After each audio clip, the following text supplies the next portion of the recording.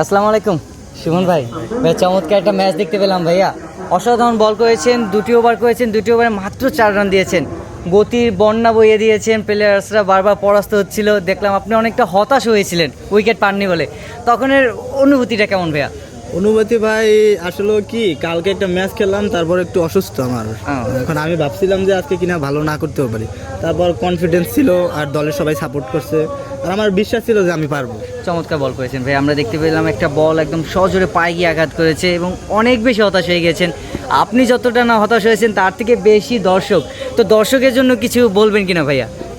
আর দর্শকের জন্য ভাই সবসময় সাপোর্ট করে, এটাই ভালো লাগে। আর খেলা প্রেমে সবাই দেয়া, একদিন প্লেয়ারের খারাপ যাইতেই পারে, খারাপ ভালো যায় ক্রিকেটারে, তো অনেকে সাপোর্ট করে ভাই, এইটাই অনেক ভালো লাগে, এর জন্যই ক্রিকেট খেলি আমরা। জি ভাই, আমরা সবসময় দেখতে পাই অন্য কোনো প্লেয়ার বল করার সময় ভিডিওকে করুক আর না করুক, আপনার বলিংয়ের সময় আমরা দেখতে পাই চারপাশ থেকে ক্যামেরা চালু থাকে এবং আমিও ভিডিও করি ভাইয়া, অনেক বড় একজন ফ্যান আপনার খেলা দেখেছি, আগেও অনেক জায়গায় দেখেছি, আমাদের মাঠে আসছেন, এটা আরও বেশি ভালো লাগছে ভাইয়া। আর আমি বিশেষভাবে জানতে চাই ভাইয়া, আপনার যে এইরকম যে দূরে দূরে গিয়ে খেলেন, ম্যাচ খেলেন, ফ্যান ফলোয়ার্স দেখেছে, ভালো কিছু কমেন্টস পান, তার মধ্যে কোনো গুড কোনো মেমোরি আছে কিনা ভাইয়া? গুড ভাই মেমোরি আছে, অনেকেই আছে।